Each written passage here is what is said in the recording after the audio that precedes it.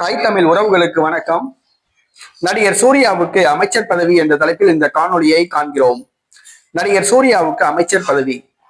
நடிகர் சூர்யா இவர் பொதுமக்கள் பிரச்சனைகளுக்காக குரல் கொடுத்து வந்தார். சமீப காலமாக அடக்கி வாசிக்கின்றார். கரூர் பிரச்சனை கூட இவர் கண்டித்து பேசவில்லை. எந்த ஒரு மக்கள் நல பிரச்சனையிலும் தலையிடாமல் உள்ளார்.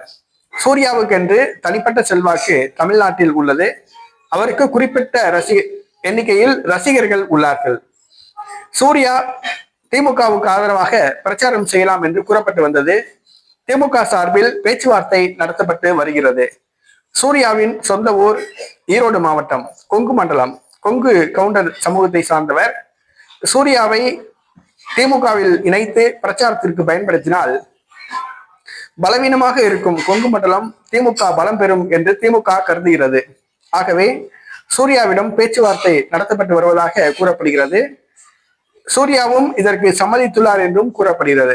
விரைவில் சூர்யா திமுகவில் இணைவார் என்றும் கூறப்படுகிறது. அவருக்கு கொங்கு மண்டலத்தில் போட்டியிட வாய்ப்பு வழங்கப்படும் என்றும் கூறப்படுகிறது. 2026 திமுக மீண்டும் ஆட்சி அமைத்தால் சூர்யாவுக்கு அமைச்சர் பதவி வழங்கப்படலாம் என திமுக வட்டாரங்கள் தெரிவிக்கின்றன. நடிகர் சூர்யா திமுகவில் இணையப்போவதாக அவ்வப்போது செய்திகள் வந்து கொண்டுதான் இருக்கின்றன.